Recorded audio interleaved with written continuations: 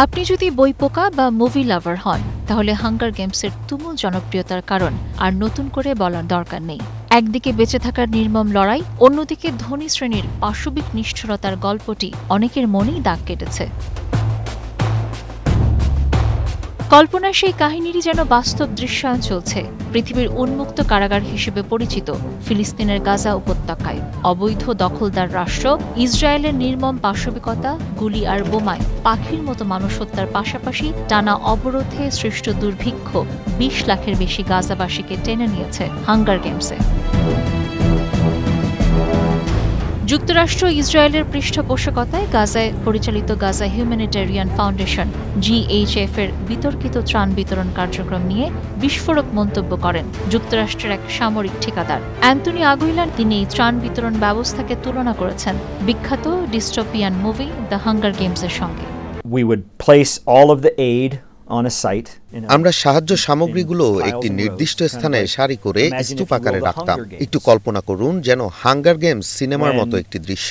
যখন বিতরণ শুরু হতো তখন ইসরায়েলি প্রতিরক্ষা বাহিনী হাজার হাজার মানুষকে ১ কিলোমিটার দূরে থাকা নিরাপত্তা বেড়া থেকে যে সাইটে সাহায্য দেওয়া হতো সেখানে ছেড়ে দিত।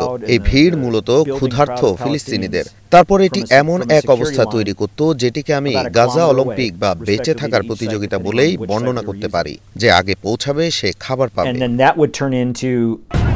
অ্যান্টনি আগুইলা নামের এই সাবেক মার্কিন ঠিকাদার বলেন, জুলাইয়ের মাঝামাঝি সময় গাজার এক ত্রাণ বিতরণ কেন্দ্রে পদদলিত হয়ে ২০ জন নিহত হওয়ার সময় নিরাপত্তা কর্মীরা ক্ষুধার্ত মানুষের দিকে টিয়ার গ্যাস এবং গুলি ছুড়েন। তারা সত্যি বেঁচে থাকার জন্য লড়াই করছিল, খাবার পাওয়ার জন্য।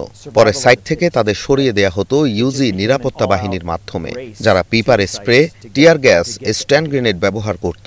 সাইট থেকে বেরিয়ে যাওয়ার সময় জনতার উপর গুলির ভয় দেখানোর মতো ফাঁকা গুলি ছোড়া হতো। আর আইডিএফও একইভাবে তাদের নির্দিষ্ট দিক দিয়ে চালিত করতে গুলি ছুড়ত। আগুইলার জানান, ত্রাণ বিতরণ কেন্দ্রগুলো ছিল চরম বিশৃঙ্খল ও ঝুঁকিপূর্ণ। নিরাপত্তা প্রতিষ্ঠান ইউজি সলিউশন এসব কেন্দ্র পাহারার দায়িত্বে ছিল। তার দাবি, অপ্রশিক্ষিত নিরাপত্তা কর্মীদের মাধ্যমে পরিস্থিতি সামাল দেওয়ার চেষ্টা করে। তবে GHF এবং ইউজি সলিউশনস উভয় প্রতিষ্ঠানই আগুইলার অভিযোগ অস্বীকার করেছে। তারা বলছে, আগুইলার একজন অসন্তুষ্ট সাবেক কর্মী, যাকে অসদাচরণের জন্য চাকরি থেকে বরখাস্ত করা হয়। GHF বলে, ভিড় সামাল দিতে শুধু অপ্রাণঘাতী পদ্ধতি ব্যবহার করা হয়েছে, গুলি নয়। ইউজি সলিউশনও এই অভিযোগ প্রত্যাখ্যান করেছে। ইসরায়েলি বাহিনীর কঠোর অবরোধে জাতিসংঘ পরিচালিত সহায়তা বন্ধ হয়ে যায়। ইসরায়েল দাবি করে জাতিসংঘের সহায়তা হামাসের হাতে চলে যাচ্ছিল, যদিও হামাস এই অভিযোগ অস্বীকার করে। পরে জায়নবাদীদের সমর্থিত GHF চলতি বছরের মে মাসের শেষ দিকে গাজায় ত্রাণ বিতরণ শুরু করে।